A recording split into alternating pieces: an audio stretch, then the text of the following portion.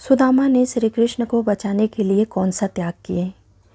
जैसे ही द्वारकाधीश ने तीसरी मुट्ठी चावल उठाकर फाक लगानी चाहिए, रुक्मिणी ने जल्दी से उनका हाथ पकड़कर कहा, क्या भाभी के लाए इन स्वादिष्ट चावलों के स्वाद का सारा सुख अकेले ही उठाएंगे स्वामी?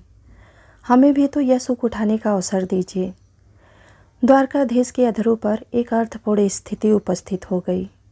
उन्होंने चावल वापस उसी पोटली में डाले और उसे उठाकर अपनी पटरानी को दे दिया। सुदामा के साथ बातें करते हुए कब कृष्ण उनके पांव दबाने लगे, यह सुदामा को पता ही नहीं चला। सुदामा सो चुके थे, किंतु कृष्ण अपनी ही सोच में मगन उनके पांव दबाते हुए बचपन की बातें करते चले जा रहे थे। तभी रुक्मिणी ने उनके कंधे पर हाथ रखा। श्री कृष्ण ने चौंक कर पहले उन्हें देखा और फिर सुदामा को। फिर उनका आशय समझकर वहाँ से उठकर अपनी कक्ष में चले आए। श्री कृष्ण की ऐसी मगन अवस्था देखकर रुक्मिणी ने पूछा, स्वामी, आज आपका व्यवहार बहुत ही विचित्र प्रतीत हो रहा है। आप जो इस संसार के बड़े से बड़े सम्राट के द्वारका आने पर उनसे तनिक भी प्रभावित नहीं होते हैं। वे अपने मित्र के आगमन की सूचना पर इतने भाव विह्वल हो गए कि भोजन छोड़ नंगे पांव उन्हें लेने के लिए भागते चले गए। आप जिनको कोई भी दुख, कष्ट या चुनौती कभी रुला नहीं पाई, यहाँ तक कि जो गोकुल छोड़ते समय मैया यशोदा के अश्रु देखकर भी नहीं रोए, वे अपने मित्र के जीर्ण शीर्ण घाव से भरे पांव को देखकर इतने भावुक हो गए कि अपने अश्रुओं से ही उनके पांव को धो दिया।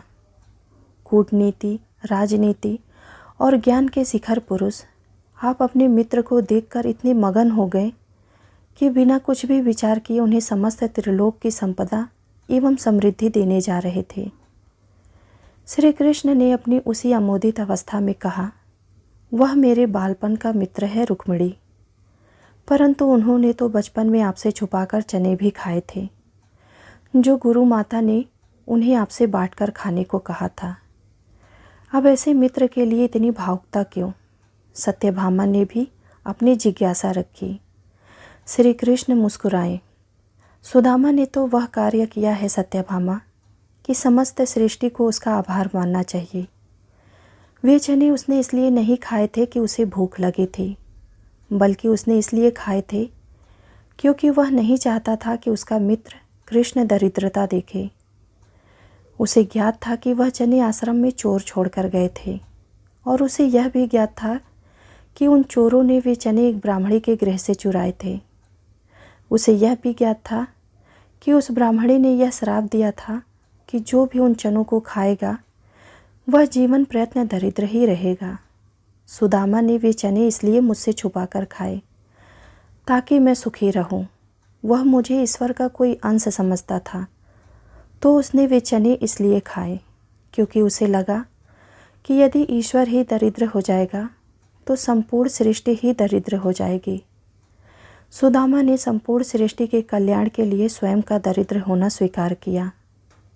इतना बड़ा त्याग रुक्मिणी के मुख से स्वतः ही निकला। मेरा मित्र ब्राह्मण है रुक्मिणी, और ब्राह्मण ज्ञानी और त्यागी होते हैं।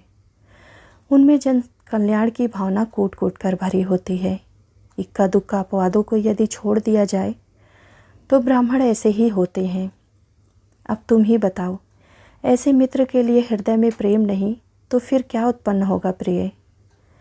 गोकुल छोड़ते हुए मैं इसलिए नहीं रोया था क्योंकि यदि मैं रोता तो मेरी मैया तो प्राण छोड़ देती, परंतु मेरे मित्र के ऐसे पांव देखकर, उनमें ऐसे घाव को देखकर मेरा हृदय भर आया रुक्मिणी। उसके पांव में ऐसे घाव और जीवन में उसकी ऐसी दशा मात्र इसलिए हुई क्योंकि वह अपने इस मित्र का भला चाहता था। पता है रुक्मिणी, परिवार को छोड़कर किसी और ने कभी इस कृष्ण का इतना भला नहीं चाहा। लोग तो मुझसे उनका भला करने की अपेक्षा रखते हैं। बस सुदामा जैसे मित्र ही होते हैं जो अपने मित्र के सुख के लिए स्वेच्छा से दरिद्रता एवं कष्ट का आवरण ओढ़ लेते हैं। ऐसे मित्र दुर्लभ होते हैं और ना जाने किन पुण्यों के फलस्वरूप मिलते हैं। अब ऐसे मित्र को यदि त्रिलोक की समस्त संपदा भी दे दी जाए तो भी कम होगा। कृष्ण अपने भावुकता से भर आए हुए स्वर में बोले। इधर कच्छ में समस्त रानियों के नेत्र सजल थे और उधर कच्छ के बाहर खड़े सुदामा के नेत्रों से गंगा जमुना बह रही थी। उम्मीद करती हूँ आप सबको यह कहानी ज़रूर पसंद आई होगी। ऐसे ही नए नए कहानियों के साथ जुड़े रहने के लिए कृपया हमारे चैनल को लाइक और सब्सक्राइब ज़रूर कीजिए। धन्यवाद।